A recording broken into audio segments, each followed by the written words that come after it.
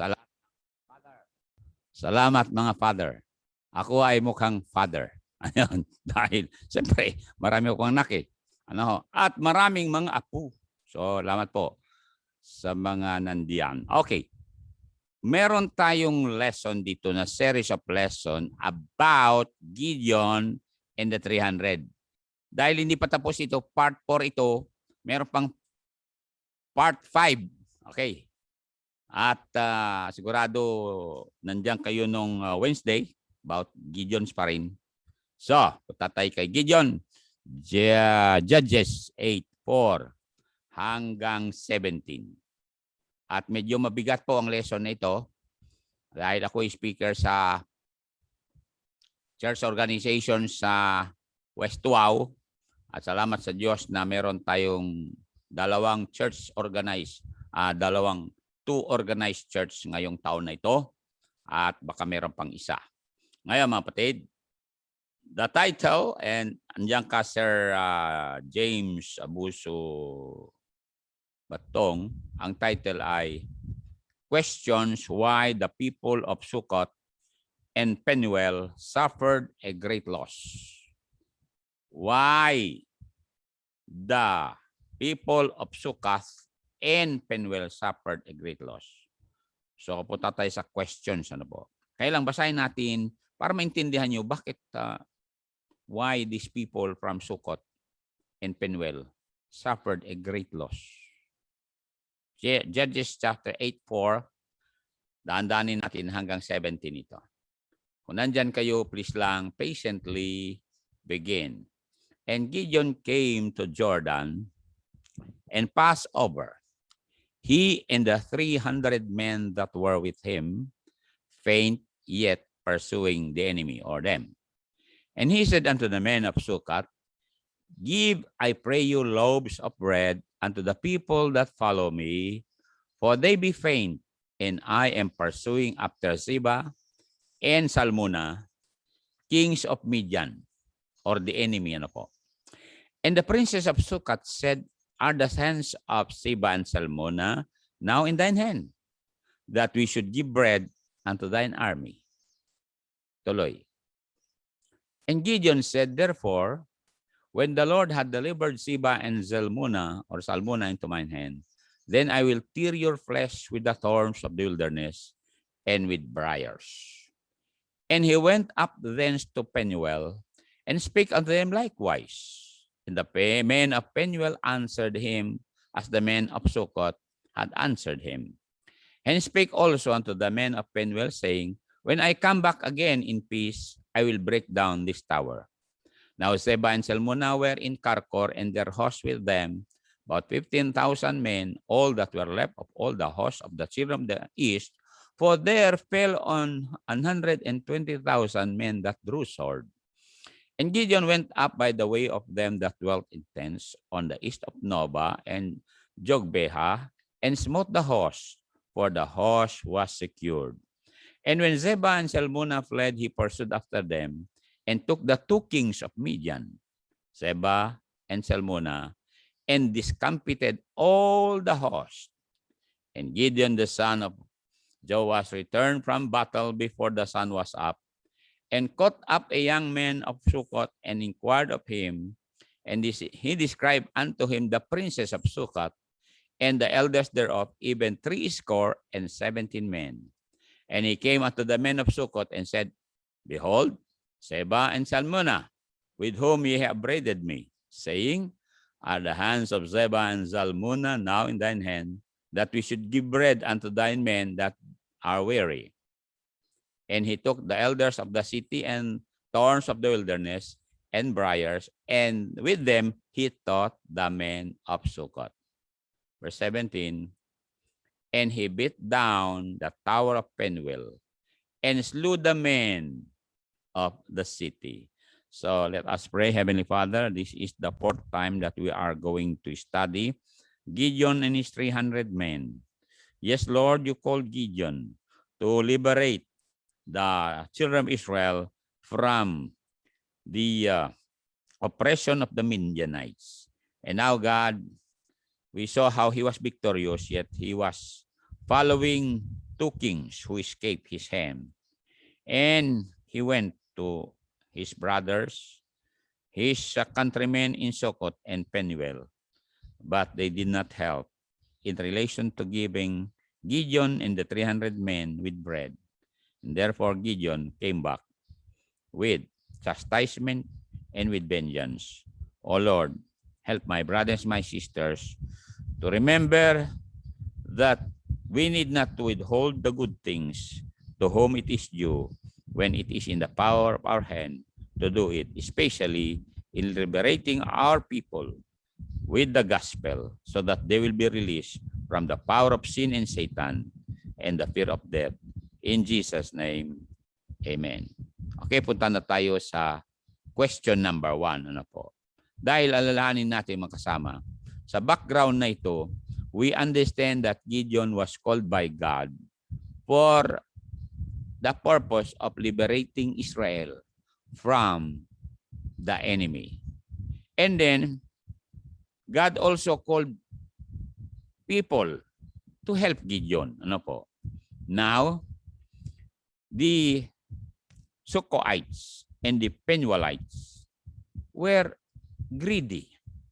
They were selfish. They think of themselves, ano po, not others. Samantala, sabi ng Bible, you need to think of others. Love thy neighbor as thyself. Remember, the greatest love that we can share our neighbor is the love of God, that he sent his only begotten Son into the world to save the world. You see? And that's why we can say Happy Father's Day, because all of us who had received Jesus Christ as our Savior is the happiest person on earth, because after this life, the whole family is still complete. Ganun ho yan. Dahil sabi ng Diyos, thou shalt be saved in thy house, or the family or the clan. Now, the first question ay ganito. Why? Question number 1, why the people of Succoth and Penuel suffered a great loss? Question number 1, did they transgress a clear command from the Lord? Yun ang question number 1. Did these people whom Gideon approached to help para lamang may makakain yung mga army, yung mga frontliners in fighting the enemy, so that they can become strong and become victorious? Eh sabi ng taga Succoth, abay, Gideon, sabi nila hindi mo pa nga nakuha yung 2 hari. Oo, nakatalo ka na ng 120,000. Pero dapat gusto namin yung parsenta mo sa amin ng hari. Ibig sabihin, tapusin mo lahat. Alam niyo mga kapatid, hindi ko ganon ang ating pagpapadala sa mga local missions natin. Kahit sa foreign missions. Sa local missions, we'll see to it na meron silang baong pera, bigas, stove, kawali, kaldero, martilyo, kutsilyo, ganon, kutsara, plato, baso, bago natin sila i-station. Ganon ang ginagawa natin. Hindi yung sabihin, puta ka, hindi. And then monthly yan, ano po, meron tayong sustenance sa kanila. And then, we also plan to build or buy a property and build a kahit man lang small chapel first of all, you see? So, ganon din sa RB, ano po. Bago papunta yung army sa gera, i-train mo na yan, and then bigyan ng equipment, bigyan ng baon, and then bigyan ng communication. Ganon din sa foreign missionaries. Alam niyo yung mga foreign missionaries, naintindihan niyo sigurado yung mga nagpunta foreign missionaries dito na Pilipino, yan ay i-present nila ang work sa abroad, pero sila ay humihingi ng pangako na monthly, kahit man lang bigyan natin sila. And papunta sila sa iba't ibang churches, at pag nakaipon na yan, na pwede silang mabuhay doon sa ibang bansa, doon na sila lilipad. Ganun ho yan. Kaya mali ho itong taga-Succoth at mga Penuel, na sabi nila bakit bigay namin pagkain namin sa inyo? Para sa amin to So talagang madamot sila at greedy sila, ano po. Yung bang makasarili, ano po. At alam niyo, meron sa Bible yan, sa Philippians 2:21. May mga ganon. Pero tayo, hindi tayo ganon. We are ready to help. Ano po? We are ready to share the gospel. Philippians 2:21, may mga taong ganon. Ano po? Anong sabi niya rito? Philippians 2:21. Huwag natin gayahin yun. Sabi ni Apostle Paul, yan ay mga enemies of the gospel. Takin mo yan. Ano sabi niya? Basahin natin para maintindihan. For all seek their own, not the things which are Jesus Christ. Oh. Talagang ang inisip lang, kami lang. Oh. Alam niyo mga kapatid, hindi ganoon ang Diyos. Nag-iisa ang anak ng Diyos para lahat tayo punta sa langit. Ay inihain ng Diyos ang kanyang bugtong na anak para maligtas tayo. And sabi ng Bible, sa 1 John 2:2, na tayo, mga kapatid, nakakakilala sa Panginoon, ay dapat isipin natin na hindi lang tayo masave, na kailangan lahat ng tao pwede masave. Ano sabi niya? And He is the propitiation for our sins, and not for ours only, but also for the sins of the whole world. And sabi na Apostle Paul, mga kasama, sa Acts 13:47, na kinakailangan daw humayo siya para ibang tao na hindi pa nakakakilala sa Panginoon magkaroon ng salvation. Look at this. Kaya nga, alam ni Brother John na nagbitiw na naman tayo ng malaking halaga para tayo ay makabili ng lupa. Ano po? May. Salamat. Ready, read. For so hath the Lord commanded us, saying, I have set thee to be a light of the Gentiles, that thou shouldest be for salvation. Nakita yun? Para maligtas yung mga Gentiles. Unto the ends of the earth. Tignan niyo ang ating tinatawag na parametera. Hindi lang hanggang dito sa Pilipinas. Ends of the earth. Mga kasama, more than 200 na ang Filipino foreign missionaries. Ilan lang natutulungan natin? 80 lang. Siyempre, pitch in lang. Pero pag naipon yan, marami din. Ano? Ngayon, kayo na nagbibigay, remember, sabi ni Apostle Paul sa mga nagbibigay para sa missions, sa Philippians 4:19, talagang gaganapin ng Diyos ito sa inyo. At ginaganap na yan sa inyo. You know why? Dahil ang Diyos nga hindi kuripot. And then, dahil hindi tayo madamot, ano yung sabi ni Apostle Paul? Dahil sinusuportahan ng mga Philippi Christians. Ready? Read. But my God shall supply all your need according to His riches in glory by Christ Jesus. Ni-preach ko yan sa organization sa Christ-like Bible Baptist Church sa Acosilian, Tuaw, na God will build His church through His people and through His possession, because all the riches in heaven and earth are in God's hand. Pero naghahanap siya ng mga conduit o kaya channels so that others will be saved. Ganun ho yan, mga kasama. Oo, kaya nga sabi ni Apostle Paul, not seeking mine own profit, but the profit of many, that they may be saved. O katulad ho yan, kasasabi lang ng isang kapatid natin na yung kakilala namin, batang-bata pa, na COVID, after 5 hours, inilibing na. At hindi na nilagay sa kabaong. Nilagyan na lang ng masking tape o tape. Katapos diniretso na. Oo, ganon din yung isang pamangkin namin, namatay din sa COVID. Ni-scotch tape din. Yung kamamatay lang ng pastor bandang Isabela, COVID din. Ganun lang buhay, mga kapatid. Kaya nga, mag-pray tayo na gamitin tayo ng Diyos para hindi tayo ma-COVID. Ay, ang linaw yan sa Bible, mga kapatid. Hanggat nagpapagamit ka sa Diyos, hindi ka ma-COVID. Malinaw yan. So, did the Sukkoites or the inhabitants of Sukkot and inhabitants of Penuel, did they deliberately or did they transgress a clear command from the Lord? Pakinggan natin ang nakalagay sa Deuteronomy chapter 20, verse 1. Okay? Ano sabi niya diyan? Verse 1. Ano sabi niya? 20 verse 1. Pagdating sa battle, sa gera, ay malinaw sa Bible na dapat Meron mga sundalo na susuportahan. Baga sa Camp Aguinaldo ay logistic command. Baga sa atin, meron sending church, ready, raid. When thou goest out to battle against thine enemies, and seize horses and chariots, and a people more than thou, be not afraid of them. For the Lord thy God is with thee, which brought thee up out of the land of Egypt. Mapansin nyo, kinakailangan yung mga sundalo. Verse number 2, okay? And it shall be, when ye are come nigh unto battle, that the priest shall approach and speak unto all the people. And verse 3 said, and shall say unto them, Hear, O Israel, ye approach this day unto battle against your enemies.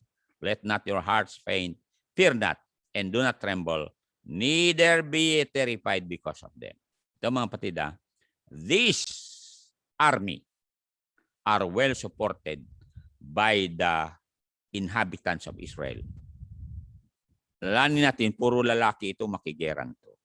Ganon din sa battle of the ministry of the work of the Lord. Kinakailangan meron papunta. Kaya nga, lalanin natin, how can they preach except they be sent?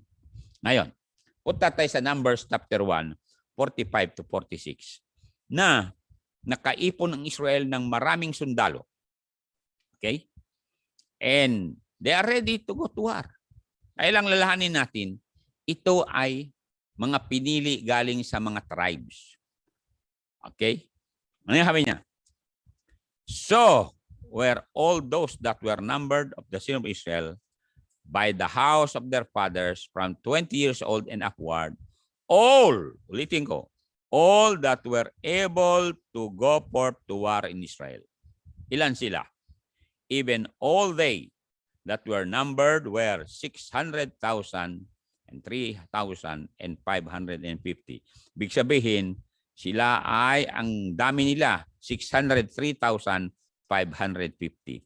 At ang magsuporta niyan ay yung mga children of Israel, mga farmers, mga shepherds, mga rulers, mga nobles. Ganun po yan, mga kapatid. You see? Ganun din sa army natin sa Pilipinas. O you see? Kinukuha yung taxes para mabuhay ang mga army, para tayo, sabi nga ng mga army ay, so that our people will sleep in peace and safety. Ngayon, pagdating sa army of the Lord naman, meron din yan mga kapatid. So did the inhabitants of Sukkot and inhabitants of Penuel transgress a command for the Lord? Tingnan natin ang Joshua chapter 1, 14, ano po? Yan. Na natin to. Joshua chapter 1, 14. Okay? Ano sabi niya diyan? Ready. Nandiyan na kayo. Your wives, your little ones, sabi ni Joshua sa mga Gadites, Manassites, at mga half-tribe ng Ephraim or Manassites. Your wives, your little ones, and your cattle shall remain in the land which Moses gave you on this side Jordan. Nakuha niyan? Sa eastern side. But you shall pass before your brethren armed, all the mighty men of valor, and help them. Nakita niyan? Kasi nakuha na ninyo yung possession nyo sa eastern side. Ito naman mga kapatiran yung pupunta sa western side. Tulungan nyo sila. See? So, ganun din po mga kapatid. We need to help. Napakalinaw ho yan sa Bible. Ano po? Ngayon, tingnan natin pa ang verses na sabi niya sa 2 Samuel 10 verse 11 na magtulungan talaga pagdating sa gera. Lalong-lalo na gera sa ministry of the Lord. Ready? Nandyan kayo? Ito ay magkapatid, si Abaisai at saka si Joab.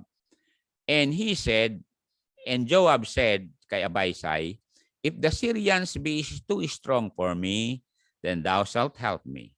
But if the children of Ammon be strong for thee, then I will come and help thee. You see, magtulungan.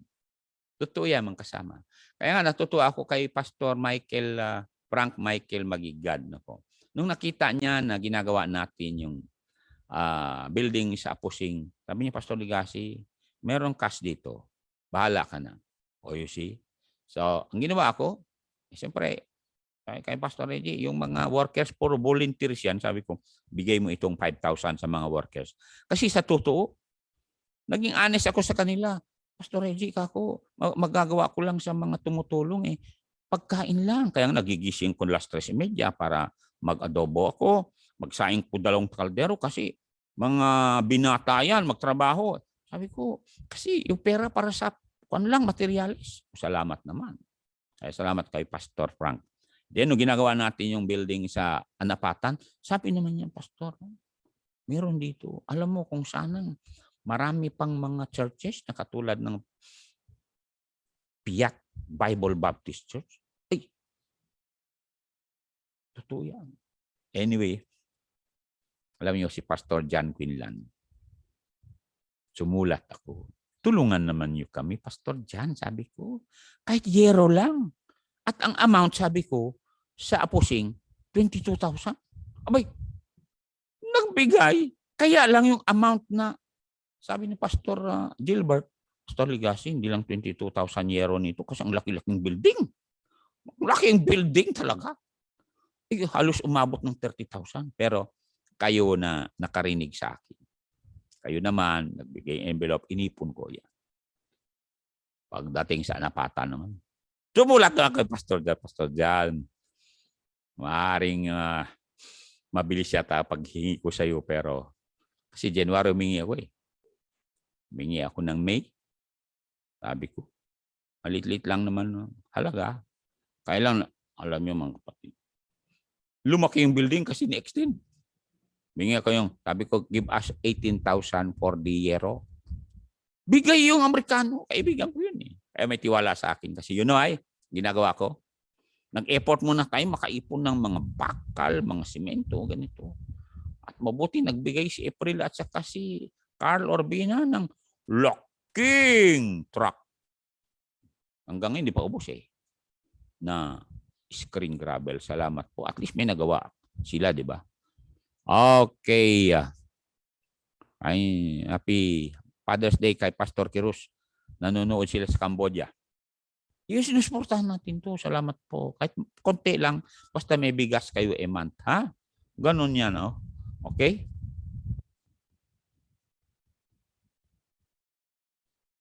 Amen. O, tingnan nyo yan. Kaya, salamat po. Tingnan nyo. Maraming nagpasalamat sa atin. Kasi natulungan natin. Pastor Kaali mo, tingnan. Salamat po, sir. Natulungan nyo kami nung pasimula pa lang. Kahit kayo ay talagang naghihirap din nun, tumulong kayo. Kaya ganun tayo rito eh. Okay. So, punta tayo sa work of the Lord. Ano po? Dito. Sa Philippians 4 verse 3. Okay. Philippians 4:3. Okay. Ano sabi niya diyan? Natin yan. Philippians 4:3. Oh, happy Father's Day. Ready? I entreat thee also through Yekpelo. Anong sabi ni Paul? Help those women which labored with me in the gospel. Mantakin mo yan. Mga kababaihan yan. Naging missionary. O, nalala nyo kayo mga membro ha. Diba may mga ladies missionary pumunta rito. Ay, paano tinulungan natin? Oo. Kaya, salamat sa Diyos sa inyo ng mga maluluwang na kamay. Ha? Kaya, did they transgress a clear command from the Lord? Yung mga Sokoites at saka mga Penuelites. Yes. Malinaw sa Bible na we need to help. Oh. Kasi sabi ni Gideon, gutom na yung mga army ko. Para naman malakas sila makibaka. Ano sabi ng mga Sokoites? Ayaw namin bigay tinapay. Wala, yun lang naman, tinapay. Hindi naman humingi ng palaman. Basta tinapay lang. You see? Para lalakas sila. Tatay sa Romans 15, ang kapatid. So, what a great loss talaga sa mga Sokoites. at saka mga Penuelites. Did they transgress a clear command? Ano sabi niya dito? 15:1. Okay? 15:1. We then that are strong. Katulad yan, sabihin lang natin strong na tayo dito kasi nandyan kayo nagsusuporta. Maraming salamat po. We then that are strong ought to bear the infirmities of the weak and not to please ourselves. Totoo yan. Maraming weak na mga young missions natin. They are still weak. Oo. Mahina pa. Totoo yan. Makabili lang ng ilang square meters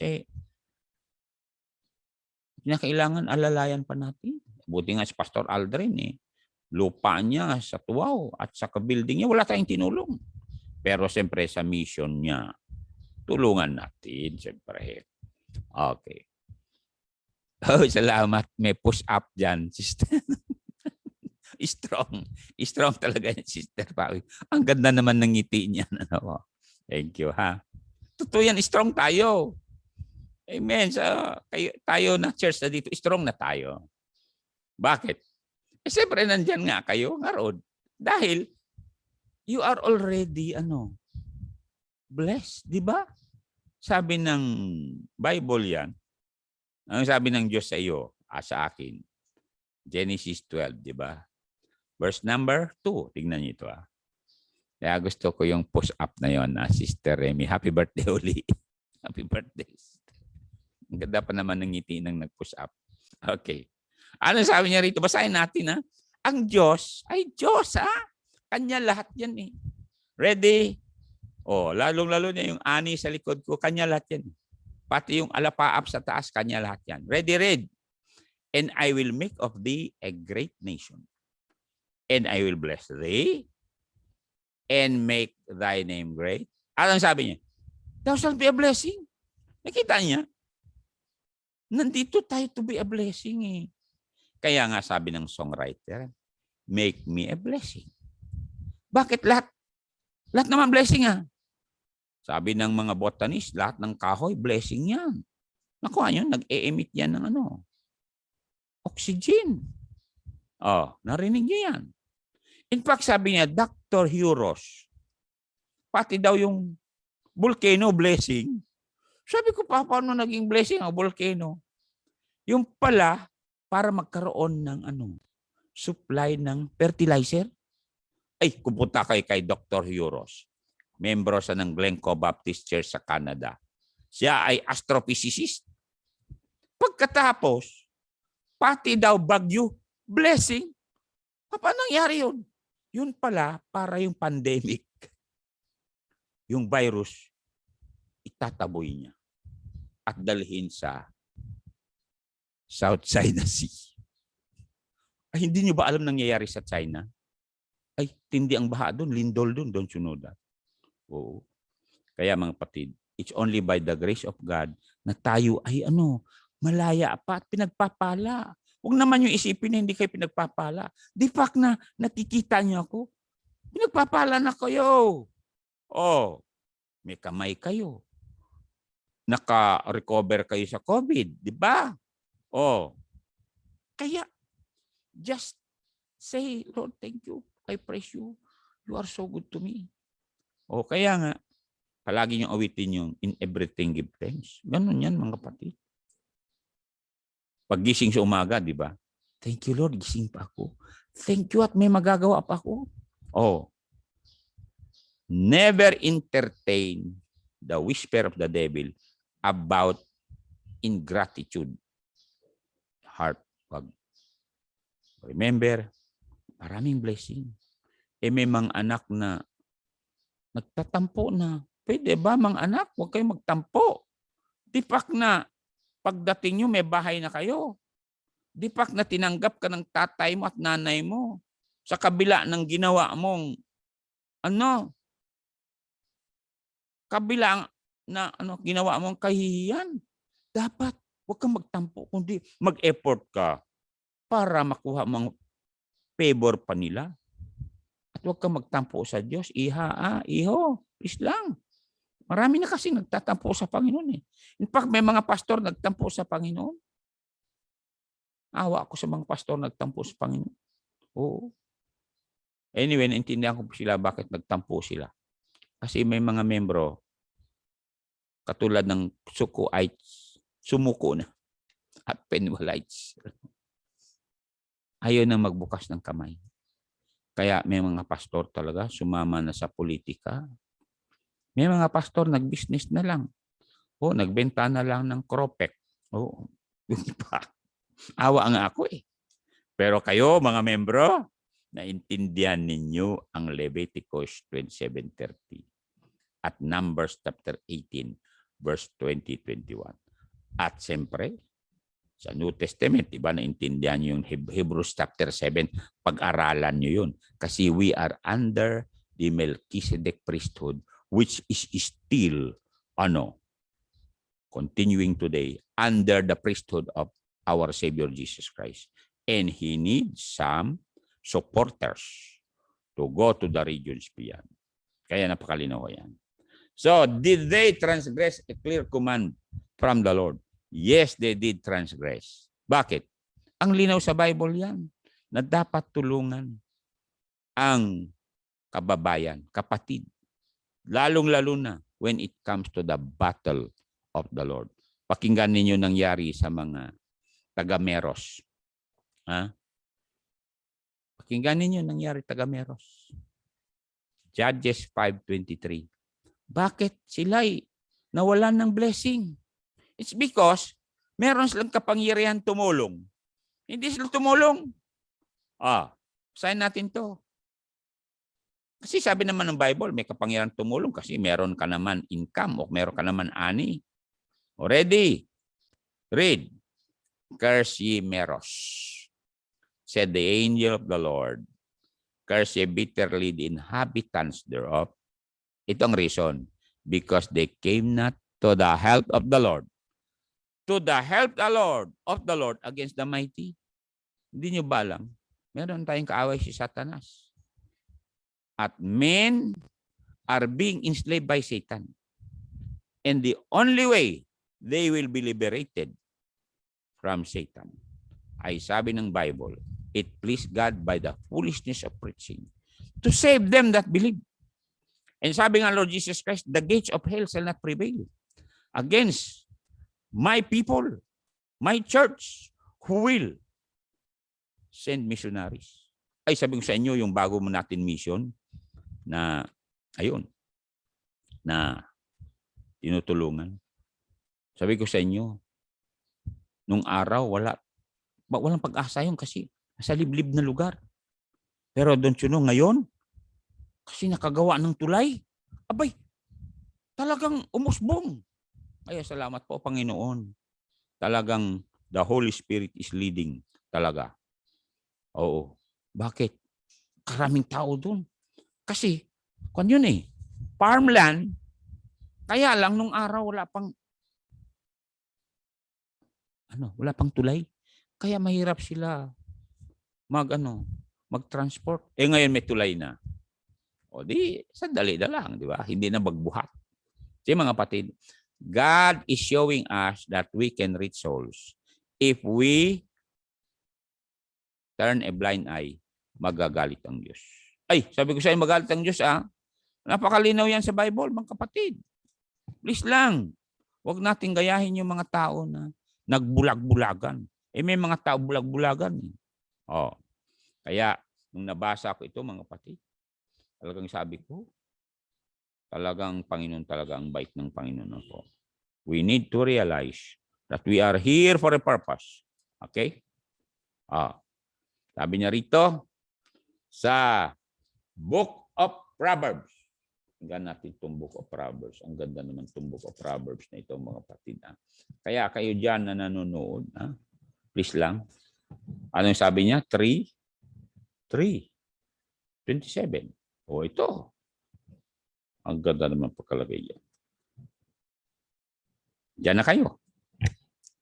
3:27. Na matagal na yung memorize ito. Pero ilan sa inyo ang gumagawa? Ready, read. Withhold not good from them, to whom it is due, when it is in the power of thine hand to do it. Don't you know yung mga taga-Penuel at mga taga-Suko? Huh? They have the bread. They have the means to help Gideon and his army. Sabi nga ng Bible, Gideon with his 300 are faint, yet pursuing. Kasi hindi pa tapos eh.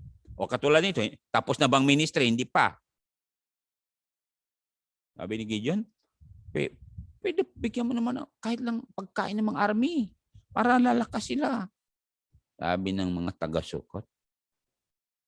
Wala pa nga yung evidence na nanalo kayo. Kapatid, hindi kinakailangan manalo bago mo suportahan. Ibig sabihin, mag-graduate mo ng anak mo bago mo suportahan. Hindi mali yun eh. Ang linaw sa Bible yan. Sa 2 Corinthians 12:14 na yung anak mo, suportahan mo yan. Oo, suportahan mo yan. Hanggat matapos. Pag natapos na yan, suportahan na yung sarili niya kasi may pamilya niya. Oh. At tumulong din kung may maitulong siya. Kaya nga masasaya yung ibang mga magulang, you know why? Kaya happy Father's Day talaga si iba. You know why? Yung mga anak nila, ang ganda na ng pwesto. Kumikita na, tumutulong na sa bahay. Sila na nagbabayad kuryente, na nagbabayad ng gamot ni tatay at nanay. Oh. Ang masakit, yung mga tatay malungkot kasi hindi happy sapagkat sila tumutulong din sa mga anak nila na may anak. Oh, kaya kayo mga tatay na may anak kayo, mag-isip-isip naman kayo magtrabaho. Kayo mga ananay, tumitira kayo sa mga magulang nyo. Wala man like pitch in.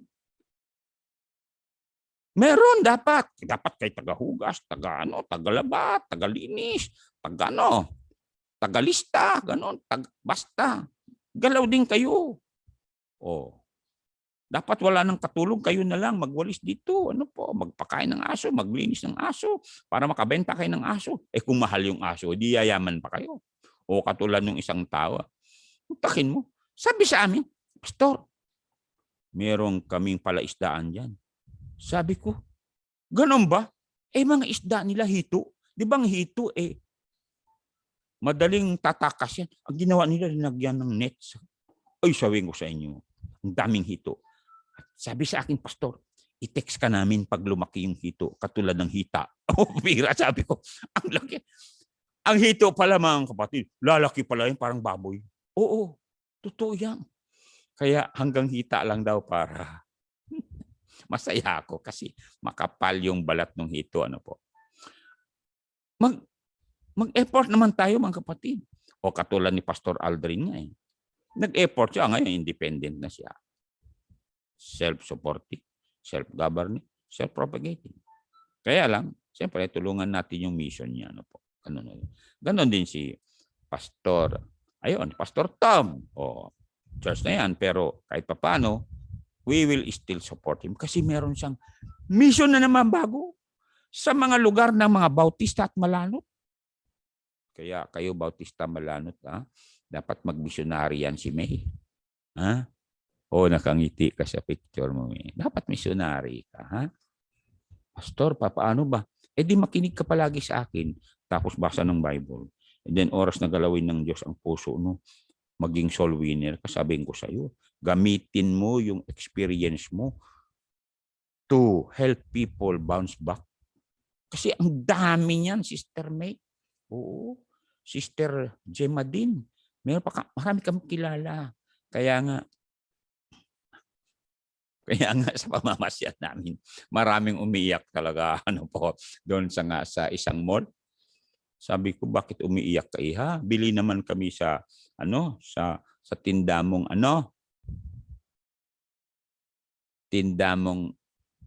yung charger. Huwag ka nang iyak.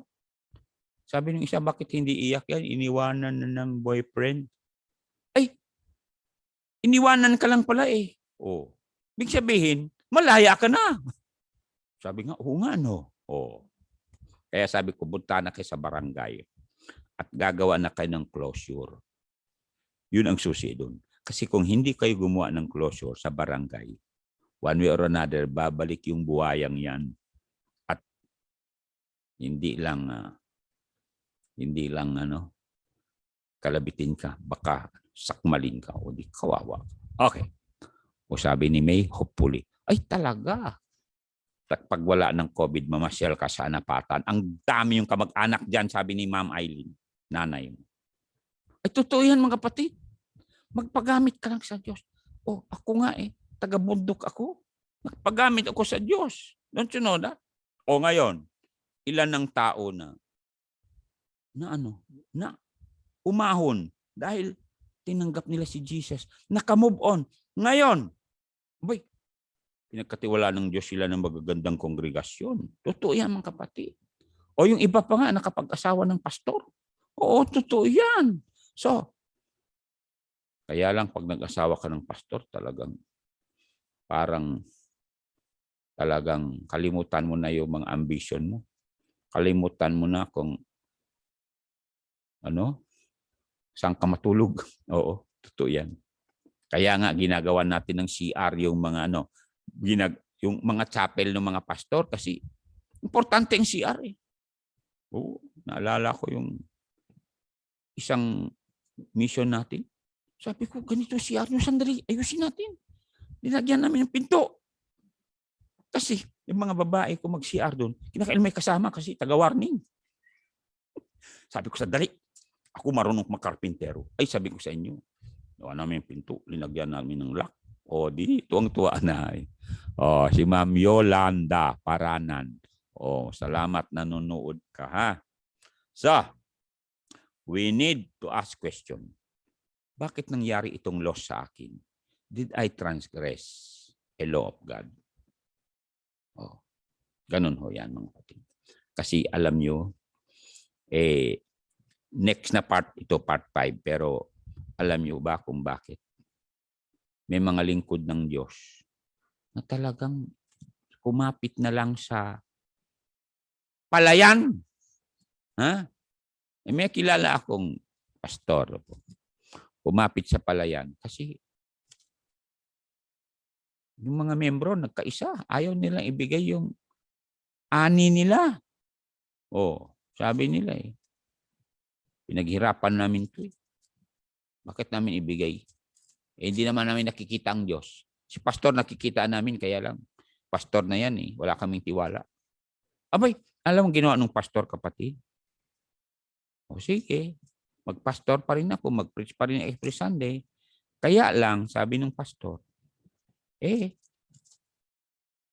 huwag niyo akong asahan na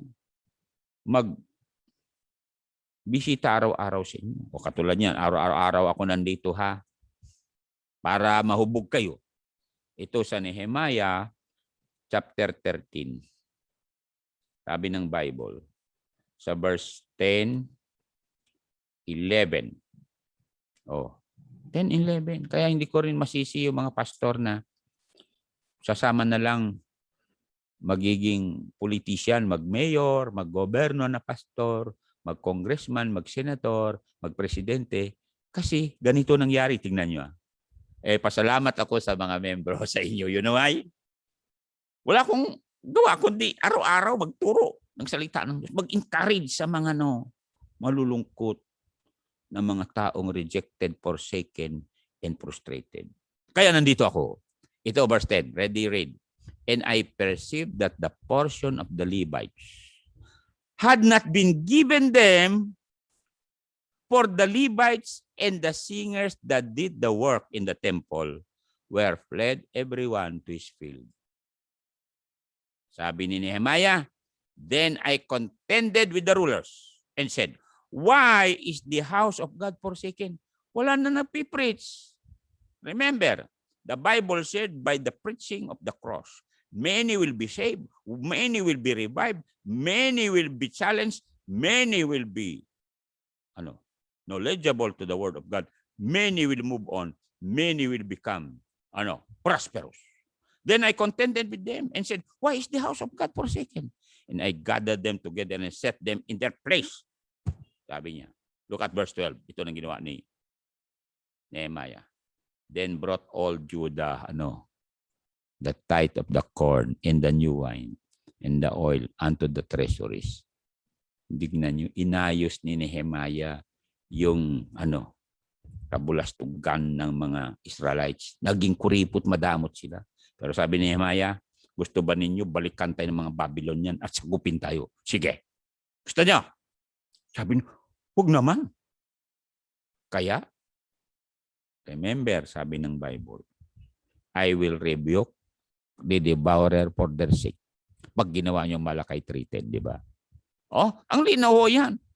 Kaya nga mga kapatid, sinabi ko rin yan sa organization, sa church doon sa Tuaw, that they are God's people to bring their possessions according to 1 Chronicles 29, verse 11 to 16. Why? Because that's the way. Because there is a law of balance. The law of balance is, as the government are sustained by the law of taxation. So, God's kingdom must be sustained by the law of tithings. Mag-amen naman kayo. Hindi mahirap po yan. Hindi nga kami nahihirapan dito. Meron kang 100 pesos, bigay yung piso, mahirap ba yun? Kaya, please lang, if there was a time in your mind na hindi mo binigay yung portion ng Diyos, gawa ka ng paraan, bigay mo. Kasi one way or another, nandun pa rin yung attachment dun sa sinabi ng Diyos na, sandali, anak, meron ka bang atraso sa akin? Kasi pag-ari ng Diyos yun eh. Kasi holy unto the Lord yan. Kaya nga binigyan ka ng Diyos ng pagkakataong mapanood mo ako.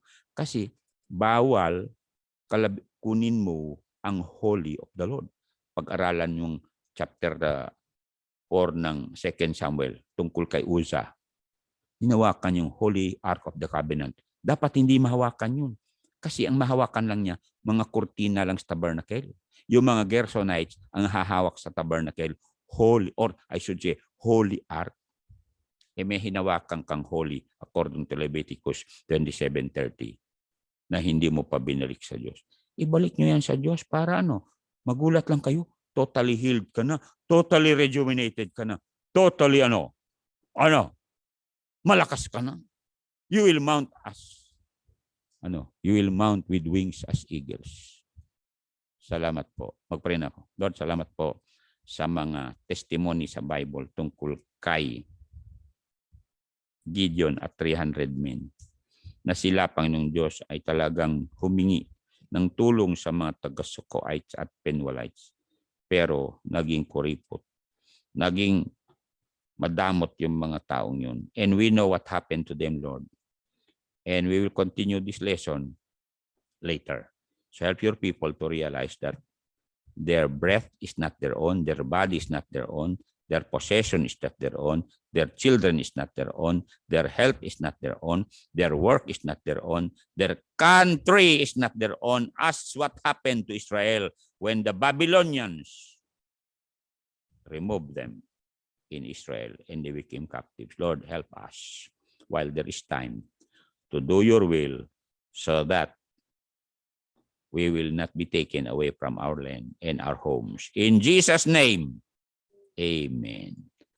Pray na. For Jesus, all my being's ransomed powers, all my thoughts and words and doings, all my days and all my hours. Worldlings prize their gems of beauty, cling to gilded toys of dust, boast of wealth and fame and pleasure. Only Jesus will I trust. Since mine eyes were fixed on Jesus, I've lost sight of all beside. So enchained my spirit's vision, looking at the crucified.